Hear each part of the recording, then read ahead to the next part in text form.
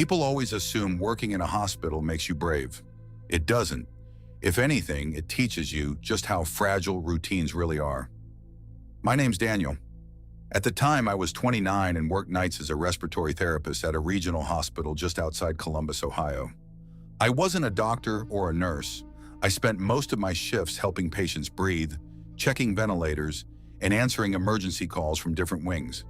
The shifts were long, usually 12 hours, sometimes longer. By the time I'd drive home, the roads were almost empty except for delivery trucks and the occasional police cruiser parked in gas stations. That Tuesday was in late October, cold enough to see your breath. Not cold enough for frost. I'd finished work around 6:15 a.m. I remember stopping at a 24-hour gas station about 2 miles from the hospital to grab coffee and one of those terrible breakfast sandwiches that somehow tasted amazing after working all night. The cashier looked half asleep. We exchanged maybe 5 words. Then I drove the remaining 15 minutes home. I rented a small one-story house at the end of a quiet street. Nothing fancy, 2 bedrooms, tiny kitchen, detached garage. The kind of neighborhood where everyone mowed their lawn on Saturdays. I lived alone. My parents were 3 hours away. My closest neighbor was an older retired mechanic named Bill who spent every morning drinking coffee on his porch. As I turned onto my street, I noticed Bill wasn't outside. I didn't think much of it. It had started drizzling. Everyone was probably inside. I parked in my driveway. The first thing that caught my attention wasn't anything dramatic. It was my back gate. It was open, only about a foot, just enough to notice. I stared at it for a second, then shrugged. Wind. Maybe I'd forgotten to latch it. I walked inside through the front door, locked it behind me, dropped my keys into the ceramic bowl beside the entrance, exactly where they always went. My living room smelled different. Not bad, just unfamiliar, almost like damp soil after rain. I remember standing there trying to place it. Eventually, I convinced myself it was because I'd left the bathroom window cracked overnight. I kicked off my shoes, fed my cat Oliver, made another coffee, then collapsed into bed around 7. I always slept with a white noise machine. Hospitals are loud. Silence felt strange afterward. I woke sometime after noon. No alarm, just awake. The white noise machine had stopped. Power outage? No. The digital clock beside my bed still read 12:43. I reached over. The machine's switch had been flipped off. I lived alone. Cats can't flip switches. I stared at it for longer than I'd like to admit. Eventually, I laughed at myself. Maybe I'd done it half asleep. People do weird things when exhausted. I showered, made lunch, watched television. By evening, everything felt normal again, until I found mud on my kitchen floor. Just 3 footprints. Not complete prints. More like partial heel marks. They started near the back door, then disappeared before reaching the hallway. I frowned. Oliver had muddy paws before. Maybe he'd tracked dirt inside, except cats don't leave boot-shaped heels. I cleaned them anyway. Didn't tell anyone. Didn't even take pictures. I wish I had. That night I worked another shift. Everything at the hospital was routine. Around 3 in the morning, one of the nurses asked if I'd finally fixed the dark circles under my eyes. Apparently I looked terrible. I joked that I needed a vacation. Inside, I couldn't stop thinking about those marks. When I got home Wednesday morning, the back gate was open again, exactly 1 foot. I walked straight into the yard, checked the latch. It worked perfectly. I locked it. Pulled on it, it stayed shut. No problem. This time I inspected the whole yard. Nothing. Fence intact, no footprints, no broken branches, nothing missing. Inside the house, everything looked untouched until I reached the hallway. My family photo had moved, only a few inches. It usually sat centered on a small wooden table. Now it was pushed toward the edge. I know how ridiculous that sounds, but when you live alone, you know where your things belong. I actually picked it up, looked underneath, nothing. Set it back. That afternoon, I decided I was overreacting. Sleep deprivation, hospital stress, that's all it was. Around 5, I microwaved leftovers, sat on the couch, turned on a baseball game. Oliver suddenly stood up, his ears flattened. He stared toward the hallway leading to the bedrooms, not moving, just staring. Animals notice things. People say that all the time. Usually it's nothing. This didn't feel like nothing. He let out one long growl. I'd never heard him growl before. Then he bolted under the couch. I muted the television. The house became perfectly quiet.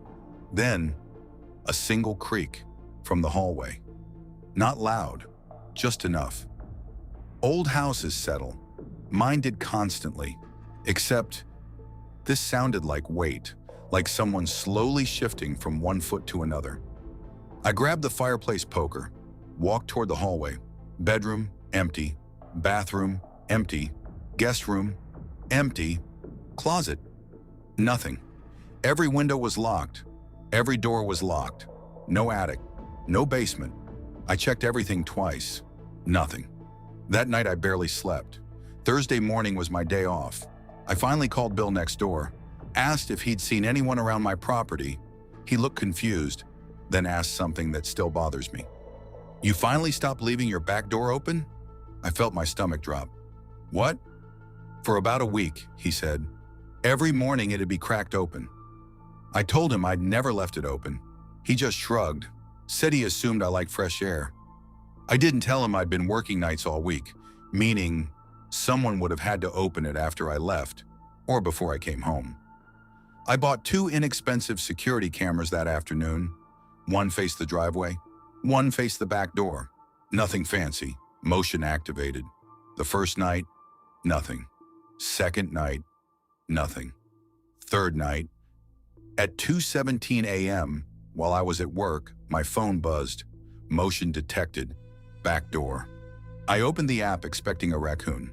Instead, the video showed my back door slowly opening. No person. No visible hand. Just opening, then stopping, like someone held it. The camera never captured anyone entering. After 20 seconds, the door slowly closed. I watched it 6 times.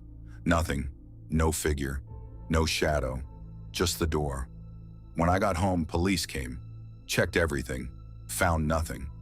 One officer suggested faulty hinges, except doors don't unlatch themselves. A week later, I replaced every lock, installed brighter floodlights, bought another camera inside the kitchen.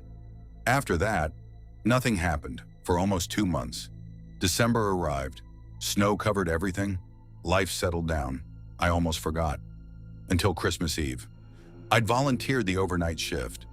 When I returned Christmas morning, exhausted, I noticed something immediately.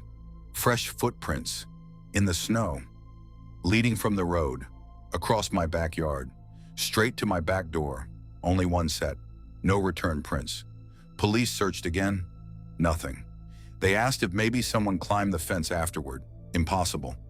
The snow on both sides of the fence was untouched. No disturbances, no tracks, nothing. I moved out before New Year's. I never watched the last recording from the kitchen camera. Not because I forgot, because the responding officer asked if I'd ever invited someone into my house. I said no. He looked uncomfortable, then quietly told me.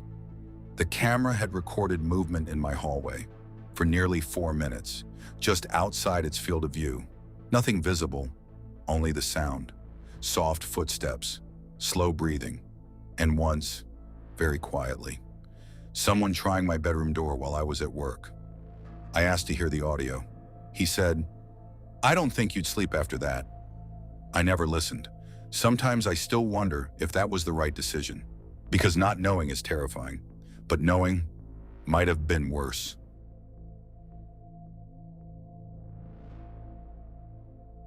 I don't know exactly when I stopped feeling safe in my own house. If I had to guess, it started with a phone call that never should have happened. This happened 3 years ago, in the middle of January. The kind of winter where everything looked dead by 4:30 in the afternoon. The roads were always wet from melted snow. Streetlights reflected off the pavement like little pools of gold.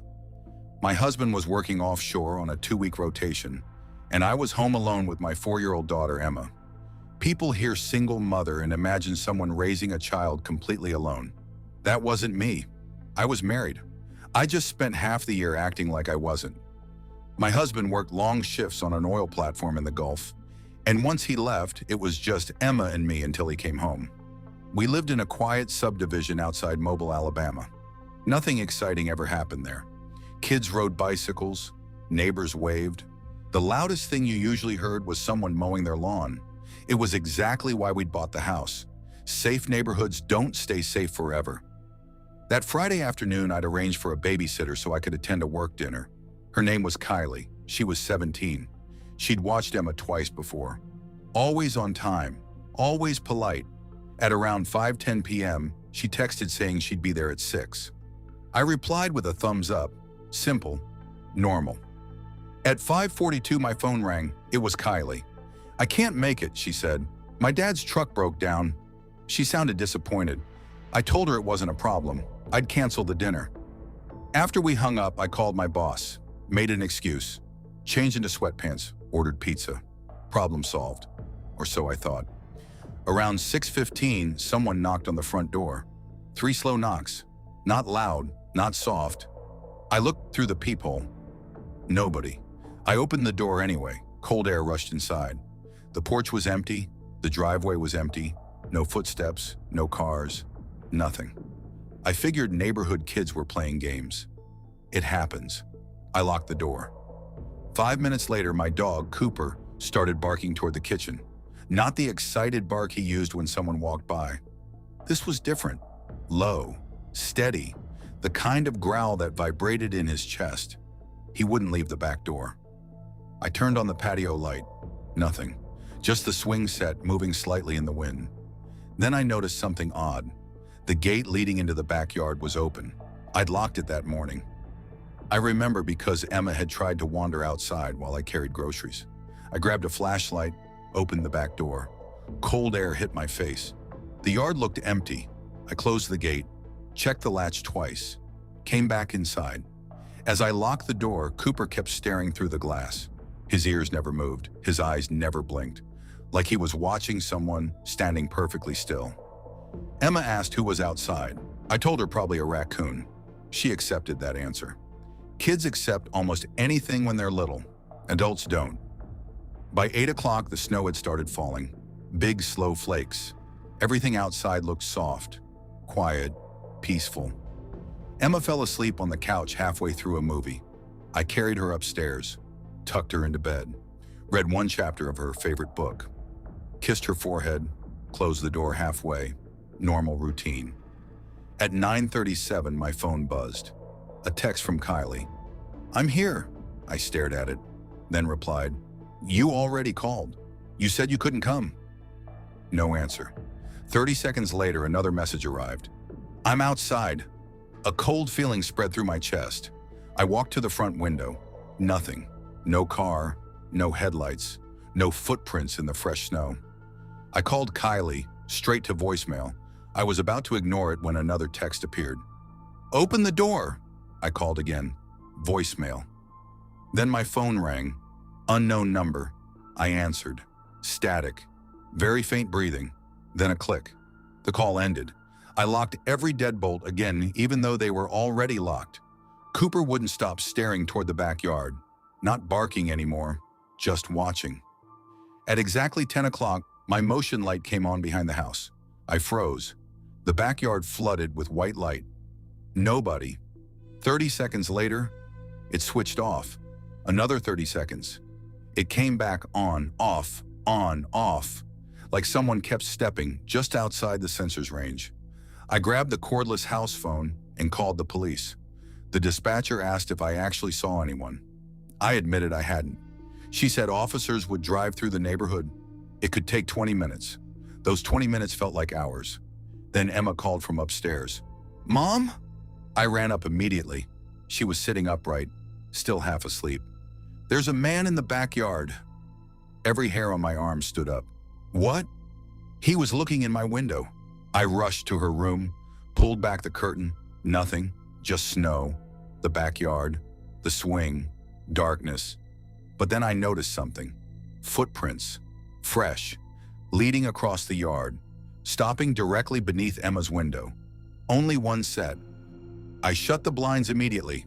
That's when the power went out. Everything disappeared. No lights, no television, no heater, just darkness. Emma started crying. I picked her up, held her close. The whole house became painfully quiet. Then, 3 knocks, not on the front door, on the back door. Slow, deliberate. Knock, knock, knock. Cooper exploded into barking. I grabbed the biggest kitchen knife I owned, not because I thought it'd help, just because holding nothing felt worse.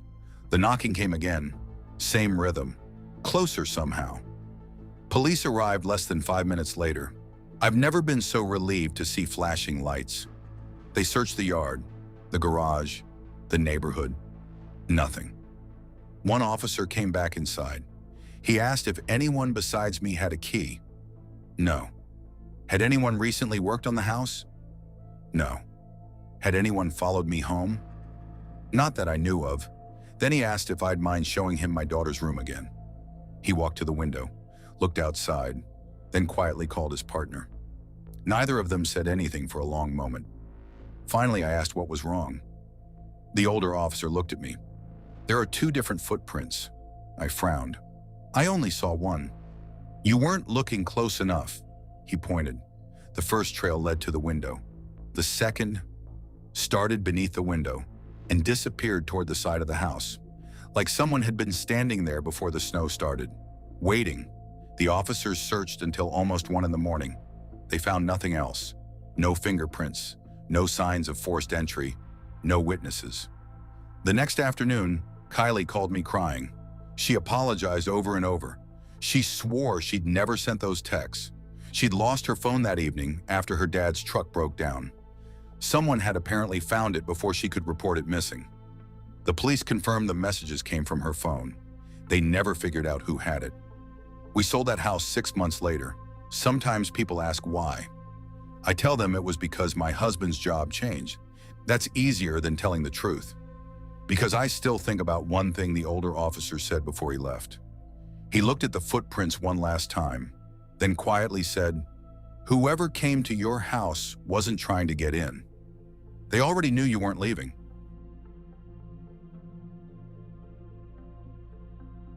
I was 20 years old when this happened. At least that's how old I was when I stopped laughing at old houses. Before then, I loved them. Cheap rent, hardwood floors, thick walls, high ceilings, the kind of places with history. Now I won't even schedule a showing unless I know exactly what used to be there. This happened during winter break while I was in college. Most of my roommates had already gone home for Christmas. Flights were expensive and my parents lived almost 12 hours away, so I stayed behind to work extra shifts at a grocery store near campus. By the 3rd week of December, the neighborhood was almost empty. Our house sat on a quiet residential street just off campus. Normally there were students everywhere, music, cars, people walking dogs. That week it felt abandoned. Streetlights stayed on all night because there was almost nobody left to see them. The first evening alone wasn't bad.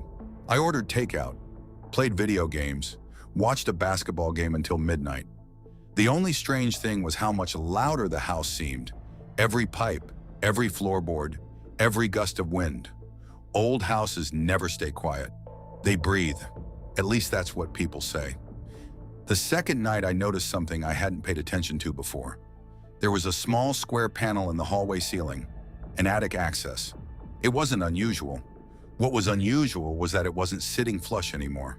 One corner hung down maybe half an inch, just enough to cast a thin shadow. I figured one of my roommates had been storing boxes up there before leaving. I pushed it back into place with the end of a broom. Problem solved, or so I thought. The next morning, it was hanging down again. Same corner, same half inch. I climbed onto a chair, pushed harder this time until it clicked firmly into place. Satisfied, I left for work. I got home around 10:15 that night. The first thing I saw when I opened the front door, the panel was hanging open again.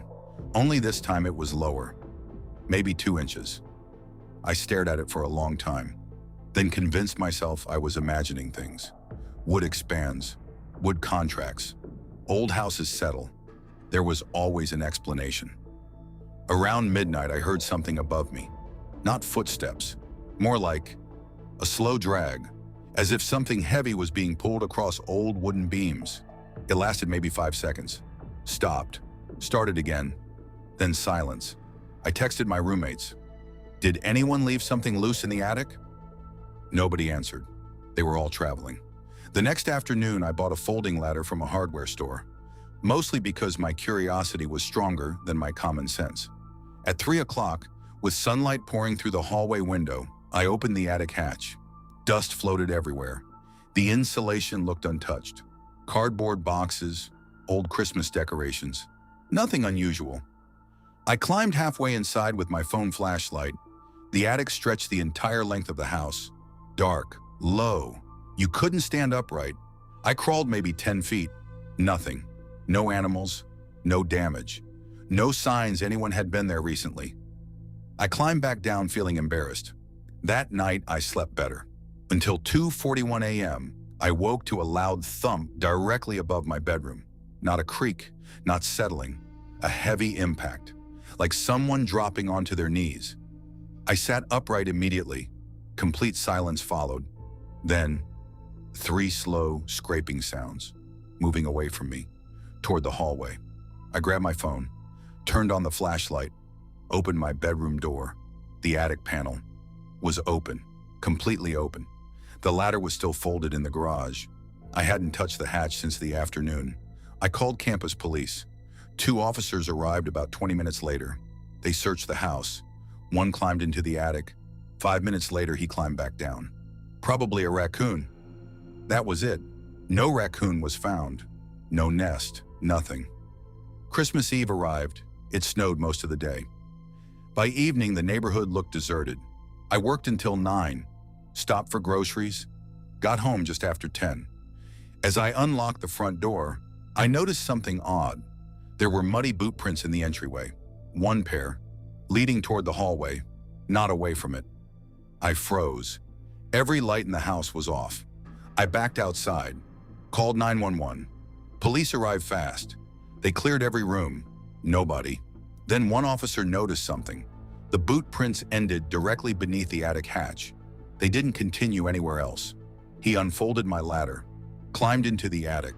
This time the search lasted much longer, nearly 20 minutes. When he finally came down, his face looked different, more serious. He asked me one question. "How often are you here alone?" I told him. He nodded slowly, then asked another. "Do all your roommates lock their bedroom doors when they leave?" I said yes. He didn't explain why he'd asked. Instead, he called another officer into the hallway. They whispered for several minutes. Eventually, I overheard one sentence. "Fresh food wrappers." My stomach dropped. They had found empty water bottles, protein bar wrappers, blankets. Someone had been staying in the attic. For how long? Nobody could tell me. The officers searched again. Nothing. Whoever had been there was gone. I spent Christmas at a motel. The landlord insisted nobody could have accessed the attic except from inside the house. That somehow made it worse. A week later, maintenance replaced the insulation. While cleaning, they found something else. A small notebook. Most of the pages were blank. Only the last page had writing. No name, no date. Just one sentence written in shaky block letters. "He always sleeps after 2. That was my schedule. Every night after work, I'd usually fallen asleep sometime after 2 in the morning. Nobody outside the house should have known that. The police never identified who had been living up there. No fingerprints, no DNA, nothing useful. The landlord installed locks on every attic access panel after that. I transferred to another apartment before the next semester. Sometimes people ask if I ever went back. I did, once, almost a year later. The house had new tenants, college freshmen. They invited me inside because they thought I was a former resident picking up mail. As I was leaving, one of them laughed and asked, "Hey, did your attic always make that dragging sound at night?" I didn't answer, because at that exact moment, something heavy scraped slowly across the ceiling above all of us. And every single person in that hallway looked up at the same time.